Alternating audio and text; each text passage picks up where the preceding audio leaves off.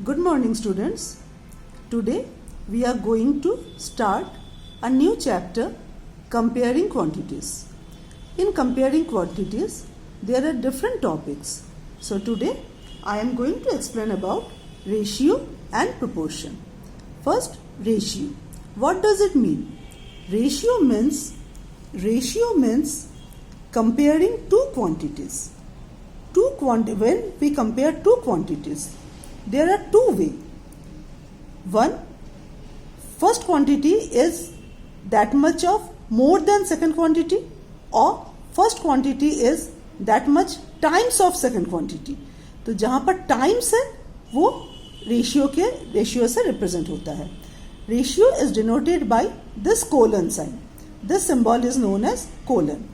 So if I write A ratio B, that means A is the first term and B is the second term. First term is also called antecedent and second term is also called consequent. A ratio B, finally this is A ratio B. While you are finding ratio, please remember some following points. First point,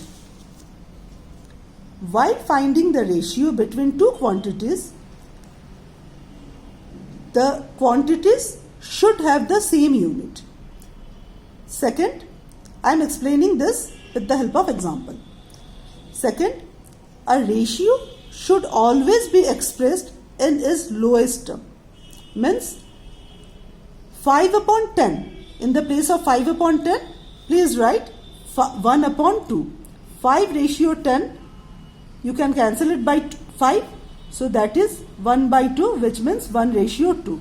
So ratio is always expressed in its lowest term. In the place of 5 ratio 10, write 1 ratio 2. Again, a ratio has no unit. Now we are explaining this with the help of some example. Suppose I am going to find out ratio of 36 minutes to 180 minutes. 36 minutes to 180 minutes. So first look at the unit. Both have same unit, that is minute. So the ratio is 36 ratio 120. Ratio means upon 36 divided by 120. You can cancel it by 6. Again you can cancel it by 2. So 3 ratio 10. So this is the answer. Yes. So here there is a mistake. The question is 36 minutes to 180 minutes. और हमने solve किया 36 ratio 120 में. Answer को change मत कीजिए, इसी को 120 कर लो. So 36 minutes to 120 minutes, answer is 3 ratio 10. इसी तरह अगर बुक में क्वेश्चन है 180 minutes, तो सेम थिंग है 36 ratio 180, तो आप इसी तरह कर सकते हो. Now look at the second question. We are going to find out the ratio of 1 kilometer is to 250 meter.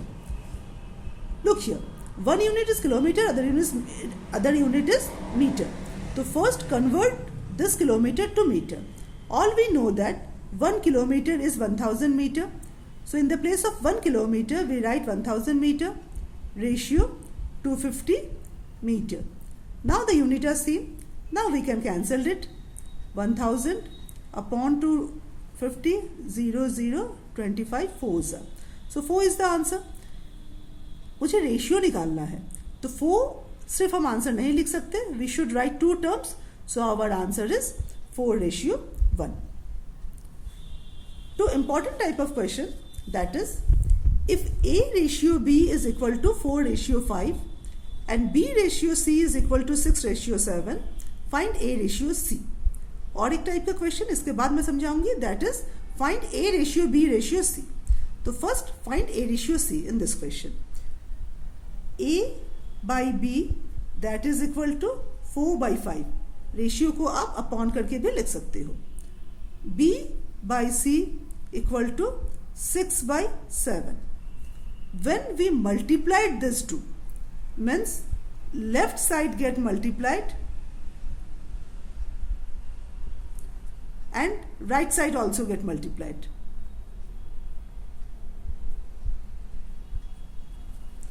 B get cancelled here. Look here, if there is any cancellation, do the cancellation. यहाँ पर कुछ भी cancel नहीं हो रहा है. So 4 6 24 ratio 35. So A upon C, which means A ratio C, that is equal to 24 ratio 35. 24 ratio 35. So this is the answer. In this way we can find A ratio C. Now the very important thing, A ratio C कैसे निकालेंगे ये तो आपको समझ में आ गया. What should you do if the question is find A ratio B ratio C? Look at very carefully. A by B, that is 2 by 3. B by C, that is 4 by 5. B यहाँ पर 3 है, B यहाँ पर 4 है, तो आप उल्टा multiply करो.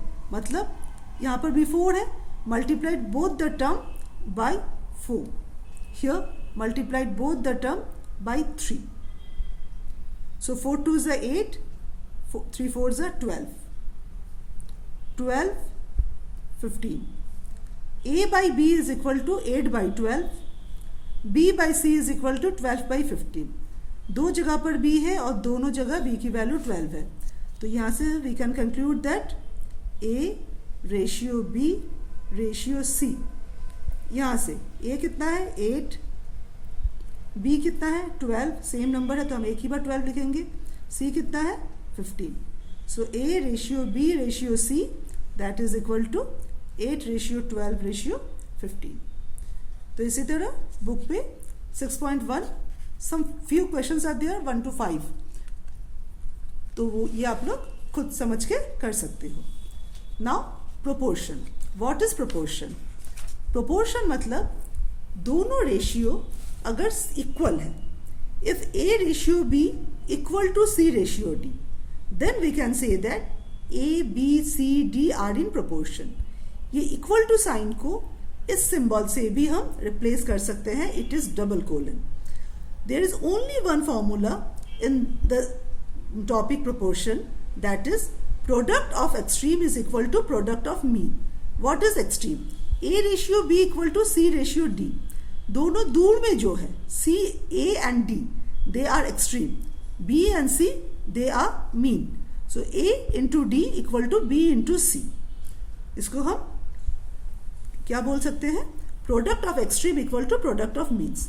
एक्चुअली ये फॉर्मूला आया कहां से? A ratio B means A by B, C ratio D means C by D.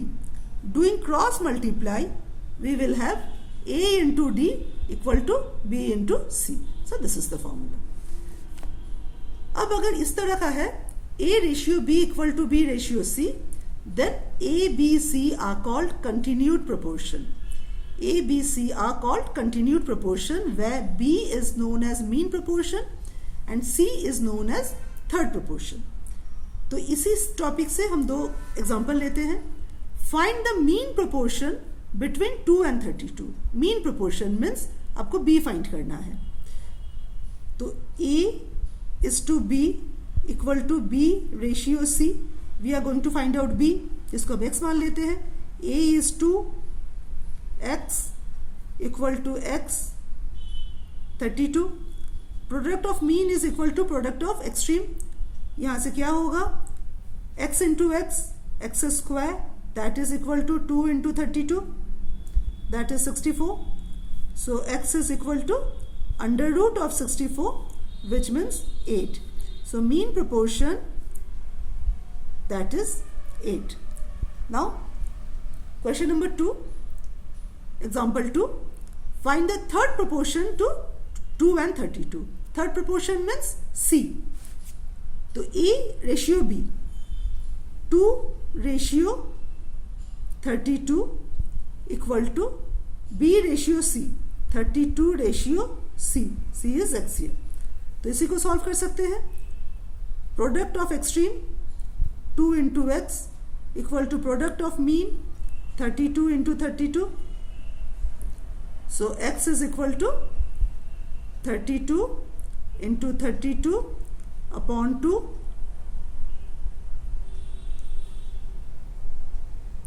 512. So third proportion is 512. Now some word problem. Basically in proportion there are two type of proportion. One is direct proportion, other is inverse proportion. So now I am explaining two examples each, one for direct proportion, other for inverse proportion. What is direct proportion and what is inverse proportion? Look at some examples.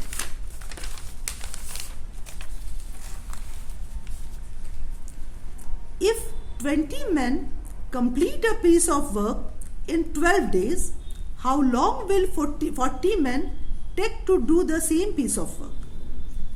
तो यहाँ पर दो चीज given है. One is men, other is time taken to complete the work. 20 men complete the work in 12 days. 40 men कितने दिन में complete करेगा? We write down that is X. Now look here. If number of men increases, then number of days decreases. तो एक की value बढ़ने के साथ साथ अगर दूसरे की वैल्यू डिक्रीज होता है, we call this is in inverse proportion. तो इनवर्स प्रोपोर्शन में हम कैसे लिखते हैं? सेम यूनिट एक साथ लिखेंगे. 20:40 इज इक्वल टू 20 के अगेंस्ट क्या है? 12 है. Since it is inverse proportion हम इसको उल्टा लिखेंगे, X:12. ये किस लिए है? ये इनवर्स के लिए है. और अगर डायरेक्ट प्रोपोर्शन है तो ये क्या होगा? ये 20 के अगेंस्ट 12 पहले लिखेंगे, X बाद में लिखेंगे, वो भी मैं एग्जांपल में समझाऊंगी. Is it clear? Now look here. 40 men complete the work in X days. Increase in the number of men corresponds to decrease in time. Men increase के साथ साथ time decrease हो रहा है. तो इसीलिए हम क्या लिख सकते हैं? 20:40 is equal to X:12. क्यों हमने लिखा? ये अभी अभी मैंने समझाया, because it is inverse proportion. So X equal to 6 days. आपको सॉल्व करना ये आता है. Product of mean equal to product of extreme. Now look another question. An alloy contains copper and zinc in the ratio of 2:11. Find the weight of the copper in the alloy if it has 28.6 grams of zinc. तो यहाँ पर क्या है? यहाँ पर भी हम इसी तरह अगर हम बनाते हैं, एक में क्या है? कॉपर है, दूसरे में क्या है? जिंक है. तो कॉपर एंड जिंक का रेशियो है 2:11. Find the weight of the copper. Weight of the copper मुझे निकालना है if it has 28.6 gram of zinc. तो अगर कॉपर का वेट बढ़ रहा है तो जिंक का भी बढ़ेगा. अगर कॉपर का कम हो रहा है, जिंक का भी कम होगा. So it is direct proportion. Direct proportion में हम क्या लिख सकते हैं? 2:11 इक्वल टू कॉपर के अगेंस्ट क्या है? X है. X:28.6. Now do the cross multiplication and you will find the answer. So today I explained two things. One is ratio, other is proportion. बाकी तो बेटा क्लास में डिस्कस हुआ ही है. अगर किसी का कुछ भी छूट गया है उसके लिए this is the overall revision of this topic. Thank you class.